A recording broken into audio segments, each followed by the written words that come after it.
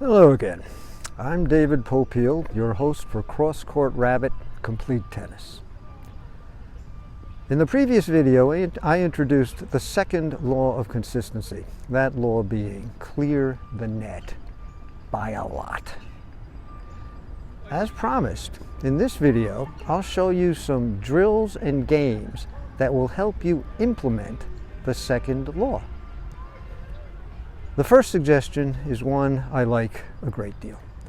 It's a game I call point loss. Simply put, you play a normal set or match, except that every time you hit a ground stroke into the net, not only does your opponent's score increase by 1 point in the usual manner, your score regresses by 1 point. So, if you're serving and the score is 15 all and you hit a ground stroke into the net, the score becomes love 30. Your opponent's score has advanced in the usual manner, but your score, rather than staying the same, 15 in this instance, has gone back to love. And here's a nice wrinkle. The game includes negative scores. If you are at love and hit a ground stroke into the net, your score regresses to negative 15. Consequently, there are two ways to win or lose a game in point loss. The first is you play point loss games until one player gets to at least 4 points with a margin of at least 2 points, the usual manner of play. The second, however, is the novel point loss way. The player who hits into the net so many times that he or she gets to at least 4 negative points and is at least 2 points worse than the opponent loses the game. So for example, if you and your opponent are having a really bad net clearance day and the score of a game that you are serving is negative 40 to negative 30, and you lose the next point by hitting into the net again, well, you lose the game. Note that your opponent's final score in that game is negative 15 because he or she gained a point when you hit into the net. Thus, with this manner of scoring, you can have negative deuces and negative adds. Hopefully, the prospect of your opponent's score advancing while yours regresses every time you hit low and into the net will act as a strong incentive to hit higher over the net. Now, this scoring can get a little bit confusing, so you may want to play another version of point loss.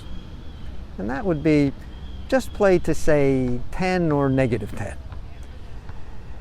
If you get to at least 10 with a positive margin of 2 points, you win.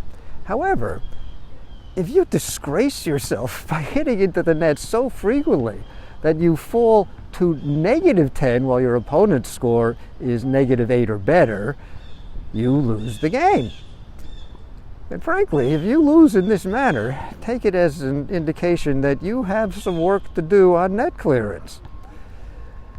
Of course, you don't have to play to 10 or negative 10. You can play to whatever positive number and its negative counterpart you and your opponent wish. Now, here's another game you can play to improve your net clearance. Lay drop lines, 2 or 3 will do, halfway between the baseline and the service line on each side of the net. That's 9 feet from the baseline and correspondingly 9 feet from the service line. If you're on clay or some other soft court, you can simply draw a line with your racket. Then start rallying with a feed from you or your opponent. And your objective is to hit between the drop lines and the baseline on the other side of the net. That affords each of you a 243 square foot target.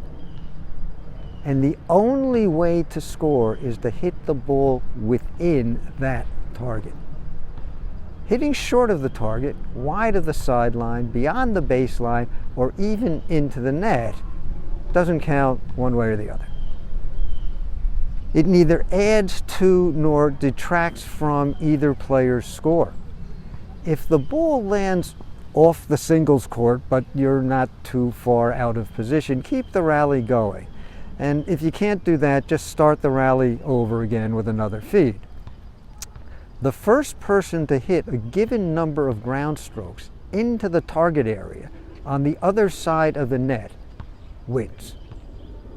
Of course, you'll have to rely on each other to call out the number of target hits each time they occur, 1, 2, 3, etc., and to be honest about both the counting and the close calls. But hey, if you can't trust someone to do something like that, find someone else to play with. See how long it takes to get better and thereby shorten the time it takes for one or the other of you, or hopefully both of you, to win the game. And here is the vital tip, if I even need to say it at all. You will do much better if you hit with considerable net clearance. That, of course, is the whole point. And to make this game a little easier, in the beginning, you may want to place the drop lines closer to the service line and farther from the baseline, thereby increasing the size of the target that you and your opponent are aiming for. You can even begin by using the service line as your target demarcation, with the object being to simply hit between the service line and the baseline, which, by the way, gives each of you a 486 square foot target. As you get better, introduce the drop lines and, over time, gradually move them back towards the baseline.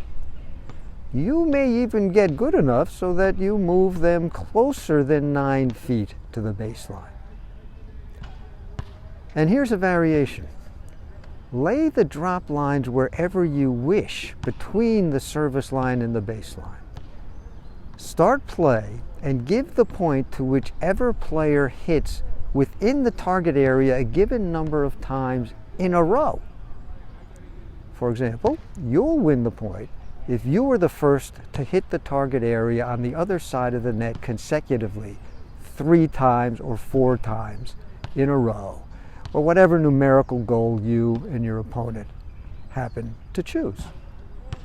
Now, please understand, I am not suggesting that you aim to hit all your baseline ground strokes a given distance, such as within 9 feet from the baseline when you are competing. Though that would be very nice, it's a tough goal to aim for. These games are simply meant to make high net clearance a habit. And if high net clearance becomes a habit for you, effective depth of shot will follow, along with greater consistency. That's it for the second law of consistency. Keep playing this greatest of all games, and I'll see you next time when I'll introduce the third law of consistency.